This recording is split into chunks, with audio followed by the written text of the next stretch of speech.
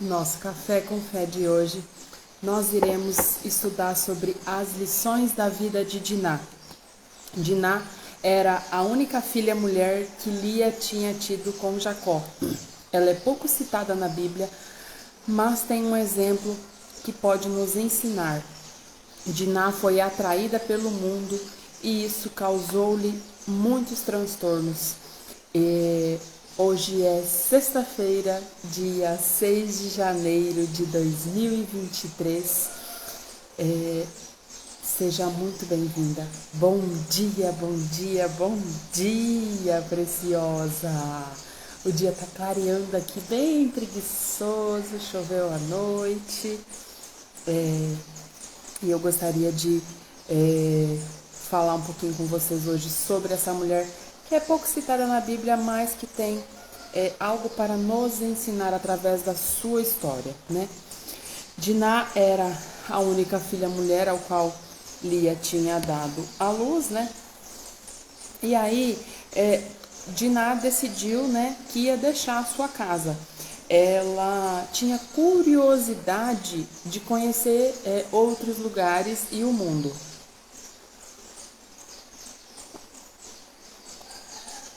E por essa curiosidade ela acabou tendo muitos problemas, porque ela foi para longe da família, né?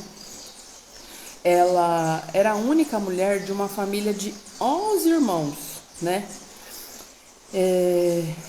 Ela não usou o bom senso de ir sozinha e sem proteção a uma cidade desconhecida. Ela tinha 11 irmãos, mas quando ela decidiu explorar o mundo, vamos dizer assim, ela decidiu ir sozinha, ela não chamou ninguém para ir com ela, né? E a Bíblia diz aqui que ela não teve bom senso ao fazer isso, né? Quando Diná apareceu sozinha na cidade de Siquém, tornou-se um grande alvo para os homens da cidade. A Bíblia revela que o filho de Amor, quando a viu, tomando-a, a possuiu e a humilhou. Alguns eruditos creem que as palavras tomando-a na linguagem hebraica do Antigo Testamento quer dizer que ela foi violentada. Olha só. Seja o que for, o príncipe de Siquém a desonrou. A Bíblia não nos diz se Diná resistiu ou tentou escapar. Quando seu irmão José passou por uma situação semelhante no Egito, ele correu, tendo que abandonar seu manto para trás, quando a mulher de Potifar tentou seduzi-lo. Quem conhece um pouquinho da história, né?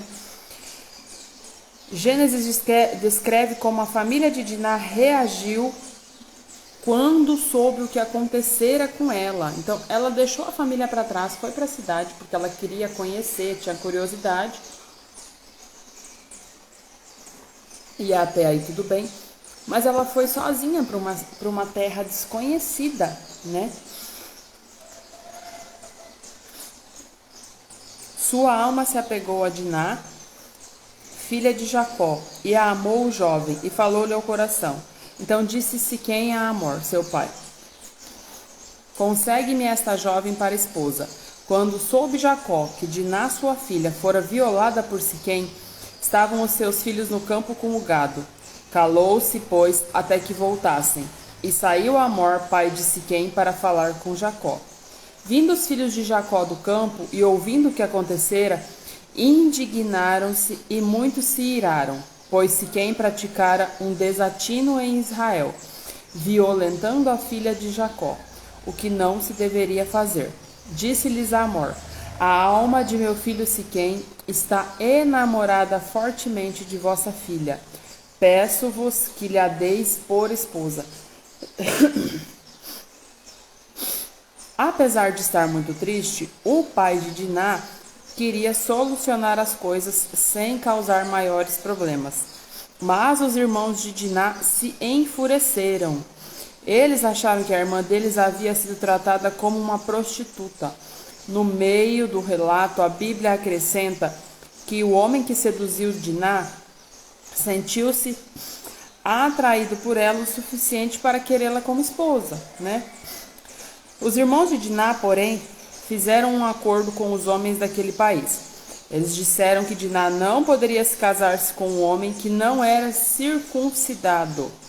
Os homens da cidade juntaram-se e avaliaram as riquezas da família de Jacó. Eles decidiram pela circuncisão, se esta era a condição para se casar com as mulheres daquela família. Sendo assim, todo homem foi circuncidado, dos que saíam pela porta da sua cidade. Então, aí que surgiu isso, né? Da questão dos homens circuncidados. Depois, se você quiser saber mais sobre isso, a gente conversa. Os homens de Siquém mudaram seu aspecto exterior, não para serem puros diante de Deus ou para se identificarem com o povo de Deus, mas sim para poder tomar as esposas dos israelitas. Atualmente, muitos homens e mulheres agem dessa forma. Vão à igreja, aperfeiçoam o vocabulário, param com maus hábitos, tudo para poder se casarem, mas nunca se arrependeram verdadeiramente dos seus pecados. Devemos observar nossos amigos e filhos e advertê-los desse perigo, para que não caiam na armadilha de um casamento com um não cristão, né? E aqui a gente fala da importância, né? E eu vou trazer para o contexto todo. Muitas vezes, né? Independente da sua religião, da sua denominação, da fé que você professa, a gente acaba se unindo com uma pessoa, né, que professa uma fé muito diferente, né, ou que não acredita em Deus, ou que serve a religiões muito distintas. E aqui diz que era um perigo, desde esse tempo já, fazer isso, né? Quanto mais próximo você tiver daquilo que você acredita, daquilo que você serve, mais alinhada você também vai estar com a vontade do Senhor. Porque é muito mais fácil uma pessoa te puxar para fora do que te colocar de volta para dentro, entende? Então, se você se casa com uma pessoa que professa uma fé muito diferente da sua, você vai ter que fazer exceções, você vai ter que dar espaço para essa pessoa se expressar, né? Expressar as crenças, a religião dela também. Então esse é um ponto de atenção, né? Eu fui criada na igreja evangélica, os pastores desde muito cedo, né? Junto com os jovens, os grupos de jovens, sempre trabalharam essa consciência na gente, né? Então a gente começa a entender aqui a importância disso, né? Os irmãos de Diná continuavam irados e insatisfeitos, né? E aí eles, a Bíblia continua, né, contando a história lá em Gênesis 34, 24 e 27, depois se você quiser ler aí, né? Os irmãos de Diná tomaram cada um a sua esposa, entraram na cidade e mataram todos os homens. Passaram também o fio da espada a Amor e a seu filho Siquém. Tomaram Diná da casa de Siquém e saíram. Sobreviveram os filhos de Jacó aos mortos e saquearam a cidade, porque sua irmã fora violada. Então eles não se conformaram, mesmo existindo um acordo, mesmo o homem casando com a irmã, eles... A visita de Diná àquela cidade não somente lhe custou sua virgindade, mas também a vida de muitas pessoas de Siquém. Ela foi desonrada como se fosse uma prostituta. E no final, o homem que a violentou foi morto. A história termina de forma cruel e sangrenta, mas se torna muito claro que os israelitas valorizavam muito a castidade e a honra de suas mulheres, né? Seguindo a leitura de Gênesis, lemos que Deus disse a Jacó: junta sua família e leva-a para Betel para adorá-lo. Apesar do nome de Diná não ser mencionado, podemos pressupor que ela foi com sua família. Por meio dessa tragédia, eles aprenderam uma lição dolorosa, mas valiosa. Betel era a terra que Jacó batizou quando ele saiu da casa dos seus pais e foi, né, para a casa do seu sogro. No caminho ele batizou Betel. Então agora nesse momento, né, Deus ordena que ele volte para essa terra, né? Você vê que tudo tem um porquê. Precisamos nos conscientizar de que não está errado sentir curiosidade sobre as coisas do mundo ao nosso redor. Deus nos deu mente para pensar e desejo para que o usemos. Porém, é incorreto nos colocarmos em perigo ou as outras pessoas para satisfazer nossa curiosidade. Será que Diná pediu autorização para seu pai? Ela pediu para um dos seus irmãos acompanhá-la? A Bíblia não nos conta isso. Mas sabemos que se fizermos algo contra a palavra de Deus, isso poderá nos causar problemas e possivelmente algum tipo de desastre. Em 1 João 2, 15 e 17, encontramos uma advertência contra o amor do mundo, né? Lá em 1 João 2,15 diz assim, ó: não ameis o mundo, nem as coisas que há no mundo. Se alguém amar o mundo, o amor do Pai não está nele, né? É importante que a gente priorize aquilo que vem da parte do Senhor para as nossas vidas, porque o que nos sustenta é o amor, é a palavra de Deus, né? É igual você está falando aqui, por mais que a gente sinta curiosidade, às vezes esteja cansada dessa vida e queira buscar outras coisas no mundo, é preciso ter cautela, porque tudo tem uma consequência, né? Quem vai com a gente, quem vai sofrer as consequências junto com a gente dos nossos atos, isso tudo precisa ser pensado, né? Outra coisa que Diná nos ensina é que Deus é cheio de amor e misericórdia. Após a tragédia, Diná e sua família retornaram para Betel, onde Deus havia se encontrado com Jacó. Junto, eles adoraram a Deus naquele lugar. Em 1 João 1,9 diz: se confessarmos os nossos pecados, Ele é fiel e justo para purificar toda a injustiça. A gente precisa aprender como pedir a Deus para perdoar-nos e aceitar o nosso perdão, para seguirmos em frente com as nossas vidas. Não precisamos estar continuamente derrotados pelos erros do passado. Agora eu trago, né, para a realidade da tentante. Eu recebo mensagens dizendo assim: será que Deus está me castigando? Será que eu fiz algo de errado?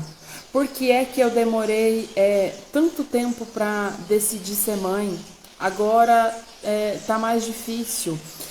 A gente recebe um diagnóstico, descobre que vai ser mais difícil, que vai ser uma jornada para conseguir engravidar, e é automático a gente tentar procurar a culpa disso, o que está acontecendo, né? Tentar justificar. E muitas vezes acaba retornando a culpa, a gente traz coisas do passado que talvez ainda nos incomodam e às vezes não estão bem esclarecidas dentro de nós, questões de perdão, né? Então é importante que a gente saiba deixar o passado para trás para poder seguir e receber o novo da parte de Deus. Enquanto você está presa a erros do passado, você não vai vamos dizer assim, evoluir e aprender. Os erros do passado precisam ser lição, precisam ser aprendizado, eles não precisam ficar se repetindo e se remoendo na sua cabeça, né? E a infertilidade, a dificuldade para engravidar, não é um castigo, é um convite da vida de Deus, né? Para que você corrija a rota, para que você abandone, talvez até alguma questão de perdão mal resolvida, talvez um pequeno detalhe que você consegue ter clareza ali e resolver, o seu positivo vem. São pequenas coisas, né? E aí, para encerrar, diz assim: as mulheres frequentemente cometem grandes erros relacionados ao casamento. Cientes de que a pessoa com quem querem se casar não é um verdadeiro cristão, pensam que após o casamento tudo pode melhorar. Argumentam que irá à igreja comigo depois de nos casarmos, irá parar de beber tanto e viver em festa depois de casarmos. Pensando assim, correm o risco de estar casando-se com um não cristão, ao invés de escolher obedecer à palavra de Deus. e podem trazer tragédia para a sua própria vida, né? Talvez você tenha agido com a mesma insensatez de Diná e agora enfrenta uma situação problemática. Mas lembre-se que Deus dá uma segunda chance. Você acha que a sua situação não é passível de mudança? O nosso Deus é o Deus do impossível. Ele pode mudar uma vida cercada de prejuízos, soprando paz, liberdade e uma nova esperança no seu interior. Volte-se para Deus hoje, pedindo-lhe para receber a purificação e a ajuda que você necessita. Reconheça seus pecados, peça perdão a Deus.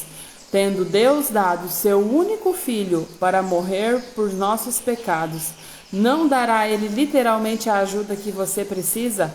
Com certeza sim, Ele o fará. Oh, mensagem preciosa do Senhor. Não importa o tamanho da sua dificuldade, talvez na sua cabeça, na sua consciência hoje, essa dificuldade é por alguma culpa sua, por algo que você fez que desagradou a Deus, mas está claramente dizendo aqui, abandone o que está aí pesando no seu coração, dobre seu joelho, peça perdão a Deus, entregue ao Senhor, né? Seja lá o que for, né? A gente tem questões de mulheres que sofreram aborto, que perdas gestacionais. Tudo isso vem refletindo muito forte no contexto da dificuldade para engravidar hoje. Então é muito importante que tudo aquilo no seu coração que pesa, que te afasta de estar em paz, que te traz culpa, entregar verdadeiramente ao Senhor. Esse é o meu convite para você nessa manhã. Tudo aquilo que tem pesado ao seu coração, tudo aquilo que te entristece, tudo aquilo que quando você recebe um negativo, um diagnóstico, ou tem consciência de que vai demorar um pouquinho mais para engravidar, vem na sua consciência, na sua memória, aquela situação que te coloca num lugar de culpa. Entregue hoje aos pés do Senhor. Seja lá qual for a sua religião, dobre aí seu joelho, abaixe sua cabeça, feche a porta do seu quarto, no banheiro, aonde você tiver um minutinho de paz e sossego e faça esse exercício. Converse com Deus, Ele é seu amigo, seu protetor, Ele só quer o seu bem, né? Seja lá da forma como for, as coisas sempre vão cooperar para o seu bem, né? Confie no Senhor, acredite nisso, independente do tamanho da sua dificuldade, né? Maior precisa ser a sua fé, a sua confiança em Deus. Oremos então. Se você já quiser aproveitar esse momento de oração junto comigo e entregar ao Senhor essas questões aí, seja lá o que for, né? Senhor, meu Deus e meu Pai, chego em Tua presença para Te louvar e agradecer, Senhor Deus, pela oportunidade de estarmos aqui mais uma manhã. Te peço, Senhor Deus, que nos abençoe, nos livre, nos guarde, Senhor Deus, de todo mal e de todo pecado, Senhor. Te peço agora perdão, Senhor Deus, por toda e qualquer circunstância mal resolvida, Senhor Deus, ou que de alguma forma ainda incomoda, Senhor Deus, ainda dói no meu coração. Que o Senhor Deus possa entrar com providência, que o Senhor Deus possa trazer o alívio, Senhor Deus, necessário para se libertar do passado e para seguir adiante, Senhor Deus. Que os erros cometidos no passado, que todas as dores, Senhor Deus, que ainda nos ferem, possam, Senhor, no dia de hoje, nos deixar, nos liberta, Senhor Deus, nos dê o perdão necessário, o perdão que nós precisamos dar a nós mesmas em muitas situações, Senhor Deus. Te peço que esteja nessa manhã nos purificando e renovando as nossas esperanças, ó Pai, de que independente das escolhas erradas, daquilo que lá atrás nós possamos ter feito, o Senhor permanece nos amando e nos abençoando, Senhor Deus, e que assim seja. Abençoa nosso dia, nossa vida, cada lar, Senhor Deus, que nós possamos estar cada vez mais próximos de Ti, Senhor Deus, confiando que a Sua vontade é boa, perfeita e agradável para as nossas vidas. Eu oro e peço em nome do teu Filho amado Jesus. Amém. Gratidão, gratidão, gratidão. Que a graça e a paz do nosso Senhor Jesus esteja conosco neste dia. Bom dia! Deus abençoe!